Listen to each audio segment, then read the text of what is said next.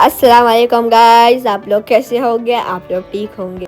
आज मैंने फिर से हाजिरी लगा दी है बाला खातून के किचन में। यह है रमज़ान सीरीज़ एपिसोड 3। मैं हाजिर हूँ फिर रेसिपी के साथ। अभी हम दाल में चिकन को ऐड कर लेंगे, साथ में आलू और गरम मसाला भी ऐड कर लेंगे और 1 टीस्पून नमक और 1 टीस्पून हल्दी। 2 गिलास पानी ऐड कर लेंगे। 15 मिनट के लिए कुकर में पकने के लिए छोड़ देंगे। प्लीज़ हमारे चैनल को ज़रूर सब्सक्राइब किया करें। अगर आपने यहाँ तक रेसिपी देख ली हो तो कमेंट करना ना भूलें।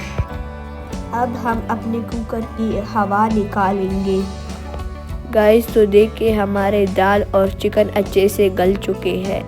अब हम इस चिकन को निकालेंगे और इसे अच्छी तरह चॉप कर लेंगे, साथ में आलू को भी। अब हम बनाएंगे कबाब का मसाला, धनिया और हरी मिर्च और अदरक लहसुन चॉप कर लेंगे।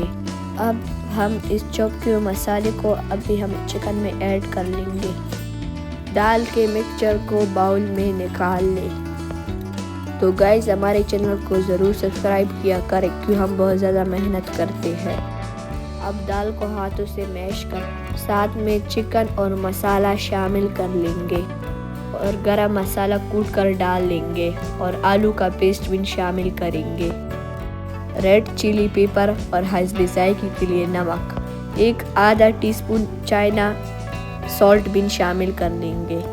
लास्ट में शामिल करेंगे पैकेट का शामी कबाब का मसाला। अब दिखाएंगे हाथ का जादू।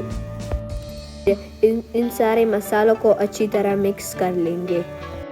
अभी हमारा कबाब का पेस्ट बन चुका है अच्छी तरह। अभी हम गोल गोल कबाबों को बनाएंगे। गाइस अभी आप रमज़ान में बनाए, ये बहुत ज़्यादा मज़े के होते हैं। उम्मीद करता हूँ ये रेसिपी आप लोग को बहुत पसंद आएगी। 1 महीने के लिए आप इसे फ्रीज करके रख सकते हैं। तो गाइस प्लीज़ हमारे चैनल को सब्सक्राइब ज़रूर किया करें। रमज़ान के दस्तरख्वान की शान बढ़ाई हमारी मज़ेदार सी रेसिपी के साथ। इंशाल्लाह फिर मुलाकात होगी एक नई रेसिपी के साथ। अल्लाह आप अमान खुशहाल उसे सब्सक्राइब करना ना भूलें। देखने के लिए शुक्रिया। तो जुड़े रहे बाला खातून के किचन से, सब्सक्राइब करना ना भूलें।